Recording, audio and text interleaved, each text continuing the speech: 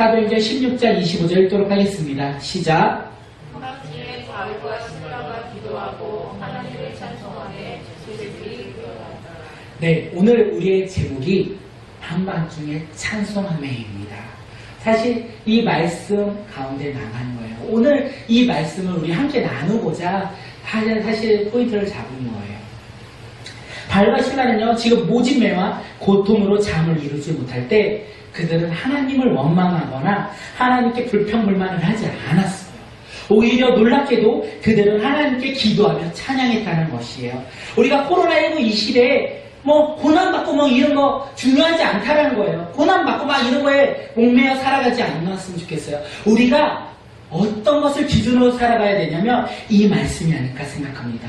바울과 실라의 이 모습, 이 기도하며 찬양하며 나아가는 이 모습, 상식적입니까? 상식적이지 않다는 거예요.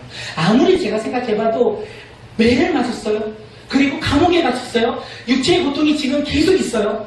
그런데 그들은 하나님께 원망하지 않는 이 모습, 하나님을 찬양하며 하나님 앞에 기도하는 이 모습, 아무리 생각해도 상식적이지 않아요. 아무리 생각해봐도 비상식적이에요.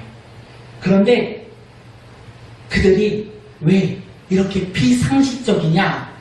라는 것이에요. 왜 하나님 앞에 불평불만하지 아니하고 하나님께 찬양하며 나아가느냐? 하나님을 원망하지 아니하고 하나님을 바라보며 기도하며 찬양했느냐? 그들이 왜 비상식적인 모습으로 나아갔느냐?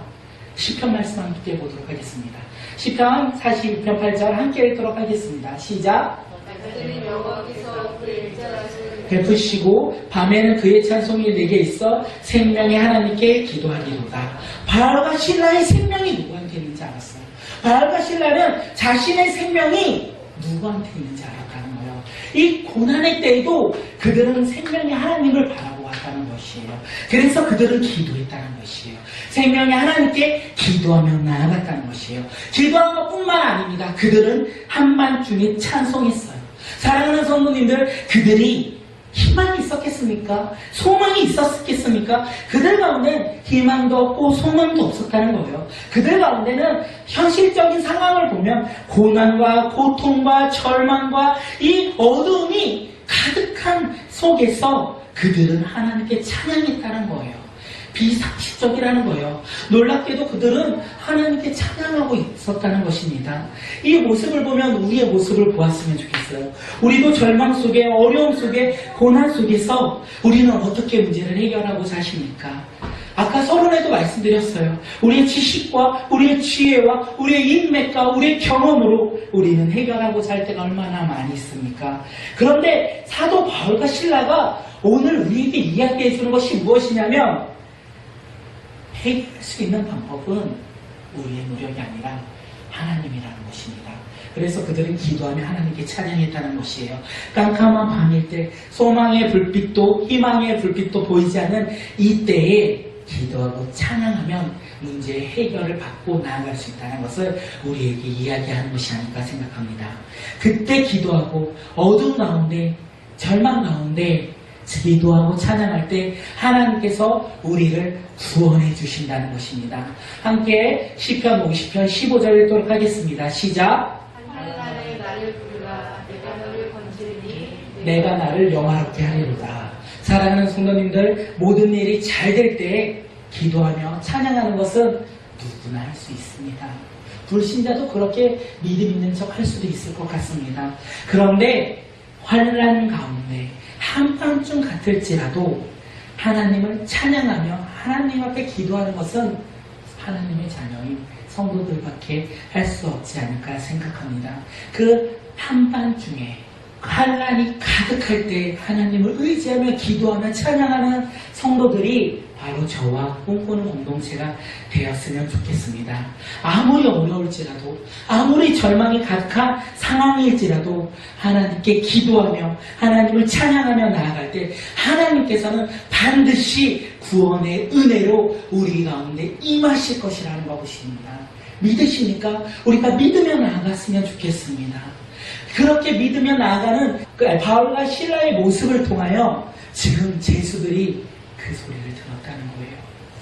언제나 절망만 있었어요. 좌절만 있었어요. 그 감옥에는요, 희망과 그리고 찬양이 없이 두려움과 근심과 걱정과 절망과 좌절만 가득한 그 감옥 가운데 지금 바울과 실라의 기도와 찬양을 제수들이 들었다는 것입니다.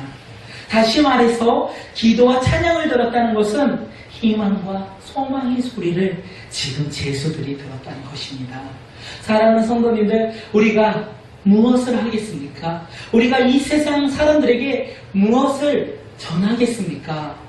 기도하며 찬양하며 우리가 이 세상 가운데 소망과 우리가 희망을 전해야 되지 않겠습니까? 세상 가운데, 직장 가운데, 가정 가운데, 그리고 우리의 삶의 다양한 공동체 가운데 나아가 우리가 희망과 소망을 전달하는 믿음의 자녀들이 되었으면 좋겠습니다. 우리가 희망과 소망을 어떻게 전달하느냐? 그곳에서 복음을 들고 기도하며 찬양할 때 소망과 희망을 많은 사람들이 듣는다는 것입니다.